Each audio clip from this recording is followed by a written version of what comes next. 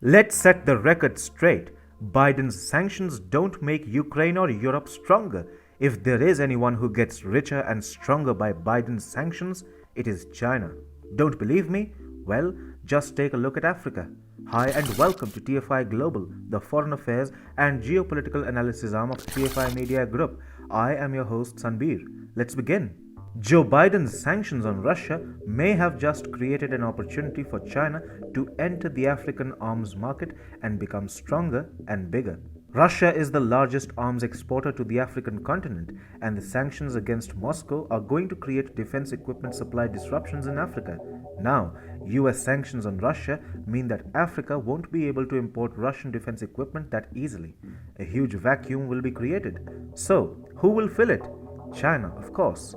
Presently, Russia is the undisputed leader in military equipment supplies in Africa. It caters to over 50% of the African continent's defense needs.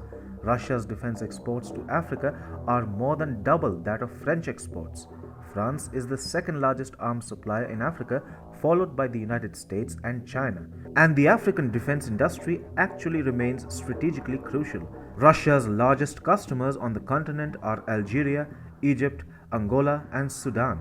This is significant since it underscores Russia's efforts to establish a foothold in North Africa, Joseph Siegel, a US based expert, said. This region helps maintain influence and control over the eastern Mediterranean and the global chokeholds in the Suez Canal and the Bab al Mandab Strait. Given Africa's mineral wealth and strategic location, China too has been trying to ramp up its presence in the continent. This is why China has been trying to find some space in the African arms market. Beijing has even found some new customers like Nigeria and Ethiopia and has supplied them with armored vehicles and rocket launchers. Yet, between 2000 and 2018, China held only a 7.5% share in the African arms sales market. However, it is believed to have made bigger gains in the small arms and light weapons sector, which is not covered by the Stockholm International Peace Research Institute data. Even before the Ukraine crisis, China was looking to eat into Russia's arms supply share in Africa. John Calabrese, an expert at the American University in Washington, said, "I know that a few countries are among both Russia's and China's top customers, notably Algeria and Angola. In the case of Egypt, Russia has a much bigger arms sales footprint than does China.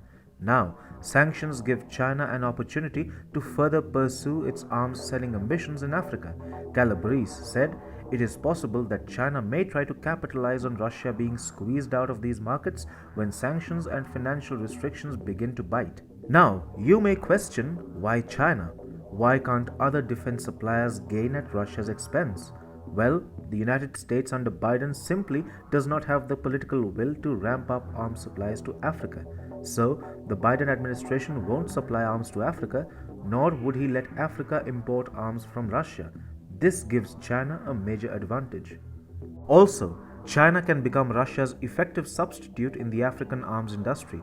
On the question of China substituting the Russian arms industry, Calabrese said, "Some systems might be, as for years Russian arms producers have supplied the PLA. China has been copying Russian defense designs for years and has reverse engineered several Russian military platforms till now. The Chinese Type 56, a copy of the Russian Kalashnikov, has already found a market in Africa. Now, as African militaries will start facing a deficit of Russian military platforms that they have been using for years, China will be able to say, 'I can give you a cheap substitute.' Yes, the Chinese defense equipment will be of lower quality and can hardly match up to the Russian standards. But when there is a vacuum in the market, low quality products too can work." Finally, China can rely on its existing financial arrangements in Africa. China already lends a lot of money to Zambia for military procurement and has supplied a range of military aircraft to the country. It can do the same with many other African countries, offer loans for military procurement. China is therefore going to become richer and stronger due to Biden's sanctions on Russia. The Chinese arms industry is going to get bigger, and Beijing will enjoy more influence in a strategically crucial region only due to Biden's big blunder.